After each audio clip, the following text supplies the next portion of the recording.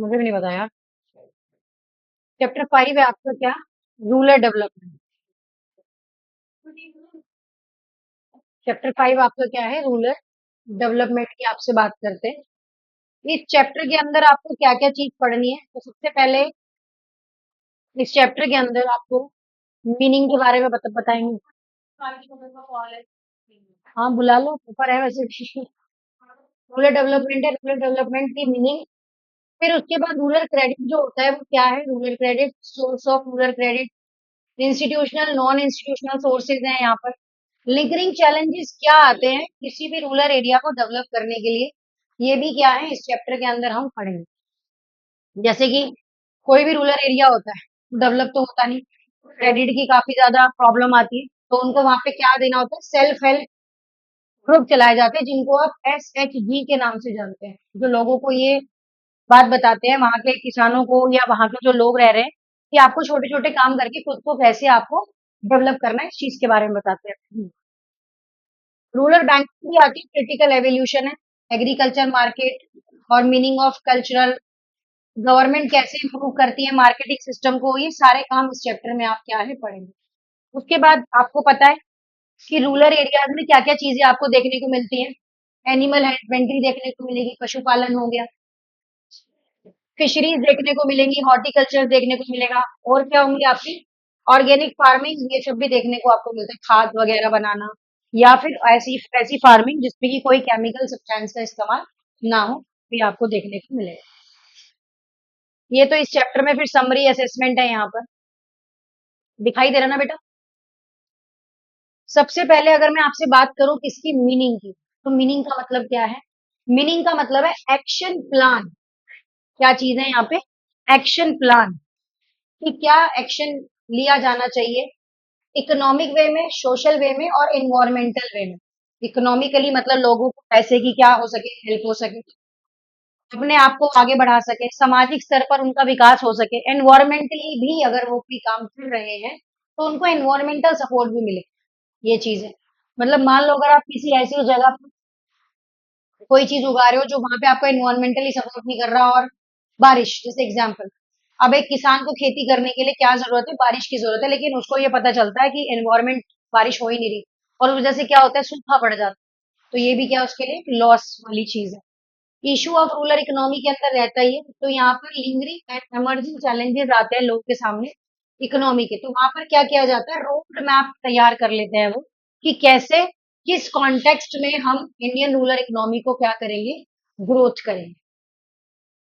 तो यहाँ पर जो ग्रोथ करने वाला पॉइंट है वो कौन सा है बेटा? तो वो है आपका रूरल क्रेडिट देना, मतलब पैसे उधार देना, और दूसरा उनको मार्केटिंग की स्ट्रैटेजीज के बारे में बताना, या उनका जो प्रोडक्ट है वो क्या हो सके मार्केट में भी जाकर सेल हो सके। जो भी चीज वो बना रहे हैं, कुछ भी कर रहे हैं, तो मार्केटिंग भी होनी जरूरी है। अब किसी ने कोई चीज बना ली और सपोज उसका क्या है, मार्केटिंग ही नहीं है, तो क्या कोई फायदा है? वो बना के रख लेगा अपने पास, बेकार चल जाएगा। दूसरा क्या है? इमर्जिंग चैलेंजेस आते हैं यहाँ पर। डाइवर्सिफिकेशन की बहुत ज्यादा जरूरत है, ये नहीं कि एक ही चीज उगाते चले जा रहे हैं तो एक ही चीज बनाते चले जा रहे हैं। धीरे धीरे उसके अंदर क्या लेके आओ? सुधार, मतलब और भी चीजों को क्या करो आप? अडॉप्ट करो, डाइवर्सिफाई करो। ऑर्गेनिक फार्मिंग की बहुत ज्यादा जरूरत है। आपको पता है जिस हिसाब से आज के टाइम में, अगर हम अपनी बात करें तो हम सारी की सारी चीजों के लिए केमिकल चीजों पर क्या है? बेस्ड है। और जब हम केमिकल चीजों पे बेस्ड हैं, तो उसके लिए हमें क्या करना पड़ेगा? ऑर्गेनिक फार्मिंग की तरफ हम लोगों को बढ़ने की बहुत ज्यादा जरूरत है। एक्शन प्लान क्या है? एक्शन प्लान के अंदर इशू आता है सबसे पहले ट्रांसपोर्ट का।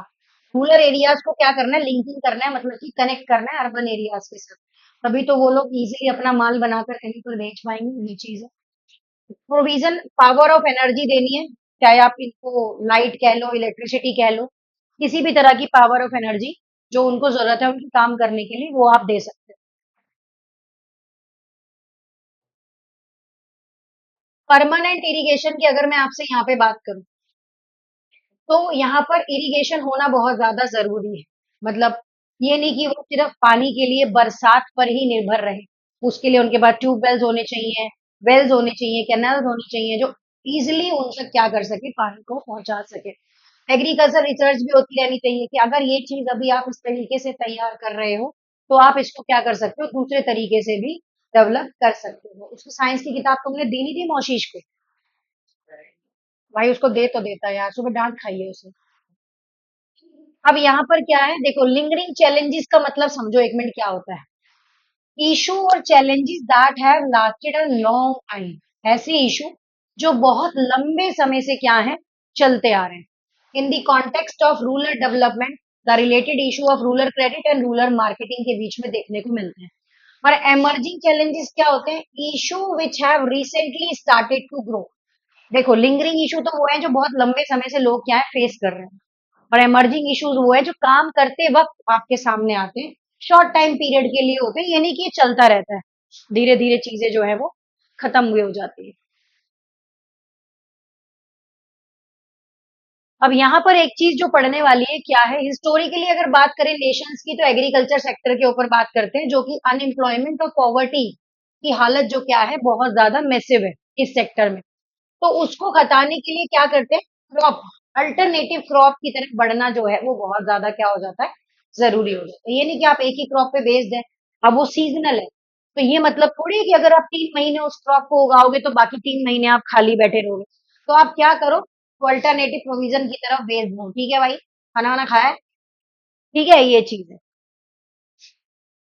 उसके बाद इनिशिएटिंग इकोनॉमिक रिफॉर्म्स की बात करें, तो एग्रीकल्चर सेक्टर जो है अराउंड आपका 3% पर एनम 1991 से लेकर 2012 तक में काम करता है एग्रीकल्चर सेक्टर, इसी पे ज्यादातर बेस्ड है। ओवरऑल जीडीपी की जो ग्रोथ है वो 2% बढ़ी, कंपेयर ओवरऑल जीडीपी ग्रोथ 7 से 8% तक भी यहाँ पर क्या है, बढ़ी है।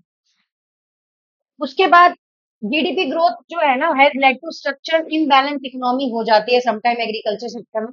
कभी कभार इसे मौसम की मार पड़ती है, कभी कभार इसे मैनेजमेंट की मार पड़ती है। जो इसको मार पड़ती है वो सारी चीजें ये क्या करता है, फेस करता है। ये कुछ क्रिटिकल क्वेश्चंस है, आप देखो यहाँ पे क्या है। कोविड 19 का जब पीरियड आया था उस टाइम पे जो लिवलीहुड्स के स्ट्रीट वेंडर्स थे, मतलब जो लोग अपना माल रोज ले जाकर क्या करें, सड़कों पे बेच रहे हैं, स्ट्रीट वेंडर्स स्ट्रीट पे बैठ के थोड़ा सा माल ले आए और वहां पर क्या करा उन्होंने, लगाना स्टार्ट कर दिया। उनके लिए क्या हुआ, according to ministry of housing urban areas launch the scheme of PM street vendor Atmanirbhar Nidhi, PM सेवा निधि करके भी, सवा निधि करके भी याद कर सकते हो। ये not only for extending loans but also holistic development economic uplifting के लिए भी तैयार किया गया था। तो ये जो इनिशिएट है ना, ये पैंडेमिक इफेक्ट पड़ा था इस पे, उन लोगों की मदद करने के लिए था जो रोज का कमाते हैं, रोज का खाते हैं। ठीक है, स्ट्रीट वेंडर। दूसरा यहाँ पर क्वेश्चन क्या है, as a minister for rural development what will be your action plan for the development के लिए क्या है, क्रॉप की प्रोडक्टिविटी को इंक्रीज करना सबसे पहला यही चीज था, कि कमर्शियल ट्रांसफॉर्मेशन की तरफ चीजों को ले जाएं, चीजें बनाकर, ये नहीं कि सिर्फ उसी एरिया तक इस्तेमाल हो, उसको आगे कमर्शियल एक्टिविटी में भी क्या किया जाए, चेंज किया जाए। हाउ एम्प्लॉयमेंट आउटसाइड एग्रीकल्चर भी होता रहे, फार्म सेंट्रिक नो लॉन्गर तक डेवलपमेंट नहीं है, तो मीनिंगलेस मीनिंगफुल चीजें भी इसके अंदर होनी चाहिए। तीसरा यहाँ पर human development integrated health care, इन सब चीजों का भी आपको क्या करना है, ध्यान देना। ये तो आंसर हो गया आपका। कुछ चीजें हैं यहाँ पर, कॉन्करेंट ग्रोथ क्या होती है, जो कि सिमिल्टेनियसली डेवलपमेंट मतलब साथ के साथ चलती रहती है। जैसे कि एक चीज चल रही है उसके साथ में कोई चीज चलती रहेगी, सेम सेम। हाँ, स्ट्रक्चरल इम्बैलेंसमेंट मतलब कि economy do not grow random, side by side each other, एक दूसरे के साथ क्या होते रहने चाहिए, ग्रोथ करते रहने चाहिए। कैजुअलाइजेशन का मतलब क्या होता है, situation when percentage casually hire worker for daily wagers. इनका रोल एज अ परमानेंट नहीं होता, बस इनको ये है कि रोजमर्रा के काम में क्या करना है, रख लिया जाता है।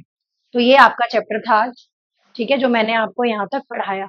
आई होप आपको समझ आया होगा। 3-3 4-4 पेज करके एक टॉपिक जो है वो क्लियर करते चले जाएंगे, ठीक है, तो समझ भी आता चला जाएगा। इसकी रिकॉर्डेड वीडियो आपकी यूट्यूब पर अवेलेबल होगी, नहीं समझ आएगा दोबारा समझ लेना, कोई डाउट होगा तो दोबारा पूछ लेना।